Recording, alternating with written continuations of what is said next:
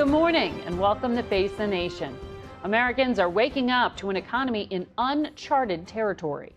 The country's debt hit a record $40 trillion last week, and fears of persistent inflation and uncertainty about the Iran war sent financial markets reeling, driving borrowing costs, including those for the U.S. government, to their highest levels in 2 decades.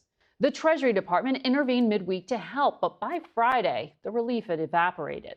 For everyday Americans, higher yields benefit savers, but they make mortgages and other loans more expensive.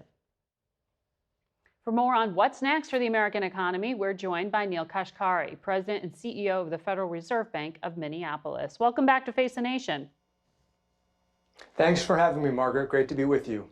So when we spoke back in May, I asked you about the debt level America has. You said you didn't see an immediate crisis brewing, but at some point this is going to become a problem.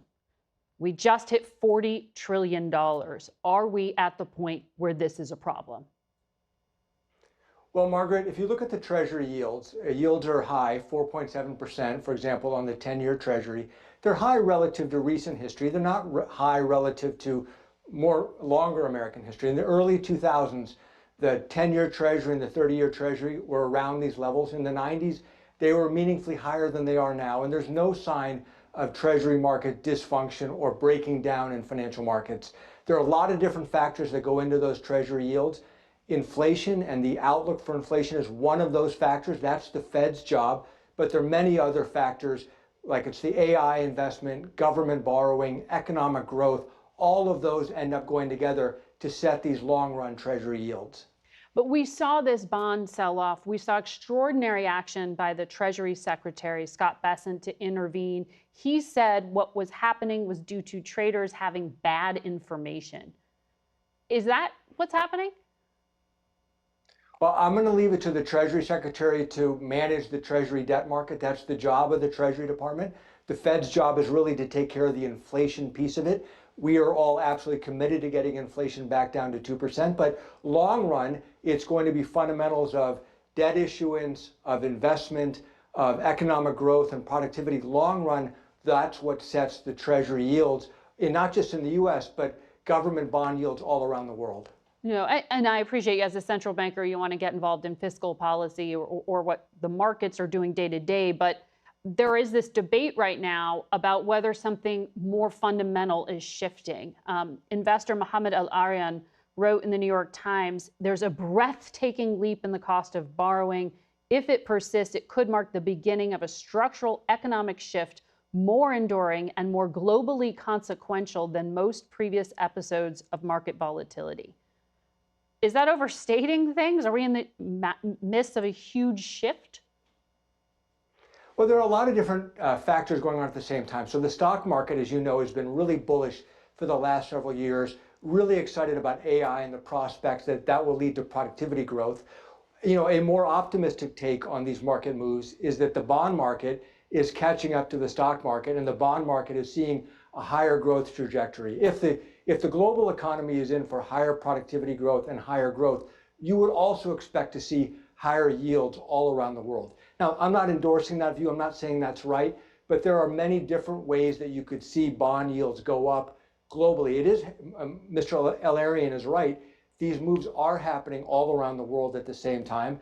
I think that there are negative views of what could be driving that. There are also more optimistic views. It's hard to know right now which is the bigger driver. Well, the vice president, J.D. Vance, in a TV interview said Secretary Bessent has a, quote, very discreet plan to shrink the nation's debt.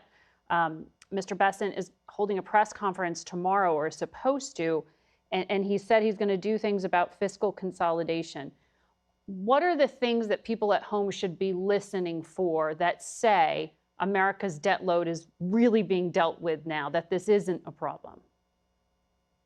Well, I just think you can look to the Congressional Budget Office, which makes forecasts of debt, U.S. debt and deficits for decades out into the future. And many Fed leaders have said for a long time that the debt trajectory is on an unsustainable path.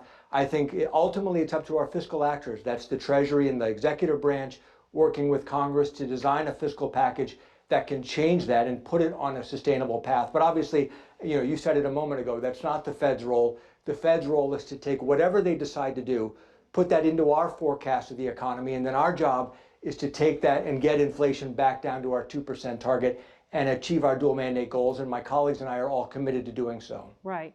And you have a meeting at the end of this week, I understand, out in Jackson Hole. But I'm wondering how all these dots connect, because do you think that this kind of activity and level of concern in the markets is going to make your job harder when it comes to making some decisions, or cause the Fed to intervene? I don't think so. Right. As I mentioned a few moments ago, there's every indication that the U.S. Treasury market is functioning as it should, that trades are taking place, that there's liquidity in the market. And so that enables us to focus on the federal funds rate as our primary policy tool to get inflation back down. And so I think we have the freedom to do what we need to do to achieve our goals that Congress has assigned us. Okay. At that last Fed meeting that was held, you dissented from the broader decision to hold interest rates steady. You said there have now been 5 years of persistently high inflation, and sort of like, let's get on with it, was my understanding. You were saying, let's start to possibly raise rates. You mentioned a 1/4 percentage point.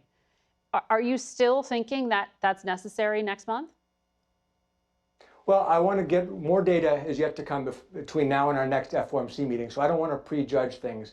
But what's happening in the Middle East, the conflict with Iran, is now a big driver of what's happening on inflation, because as you know, energy goes into every facet of the U.S. economy. And the longer that conflict, the more turmoil there is, the longer it goes on, the bigger effect it ends up having on the U.S. economy and on inflation. And even if it's driven by geopolitical factors like that, ultimately it does affect inflation. Ultimately, it does have a bearing on the Federal Reserve's mandate. And so the longer that goes on, the less confident I am that inflation is going to return to target. For 5 years, we've been saying inflation is going to return to target in the next year or two. Mm-hmm. It just keeps getting pushed out. Eventually, we're going to have to do more. And I'm not sure if we're there yet. We need to see more data. But I don't want to prejudge the next meeting, but I'm not feeling confident right now that inflation is heading back down to target in a short period of time. And we should say that at that press conference Secretary Bessent is expected to have tomorrow, he's supposed to talk about switching to financial warfare, or I guess returning to where we were and maybe ratcheting it up with financial warfare against Iran. It seems that that's the foot forward rather than military conflict. Does that change anything for you? It's too soon to know. I don't know what the Secretary will announce, and I don't know what the implication will be for energy prices and commodity prices. Yeah. Let me ask you as well about what we heard in the last few days about the trade tension with Canada. You are in Minnesota, key border state there. Prime Minister Carney said there will be new retaliatory tariffs rolling out next week on steel, dairy, appliances, ag equipment, pulp and paper, electronics. You've got a lot of cross-border trade here. Do you have any indication how significant the impact will be? Well, Canada is an important trading partner for America. We talked about the 5 years of elevated inflation that has largely been driven by what we call supply shocks. One of those supply shocks is the trade and tariff conflicts. And so to the extent that we can get to a new normal, a level of whatever the trade dynamic is going to be, once we can get to that steady state, then businesses can adjust and the inflationary impact can fade into the background. The longer there's back and forth on the trade front, just like the longer there's back and forth in the conflict of Iran, the imprint in inflation ends up being extended and delayed. And so that's another factor to pay close attention to. Right. Well, we will follow that, and we appreciate your insight as always. Neel Kashkari, thanks for joining us this morning.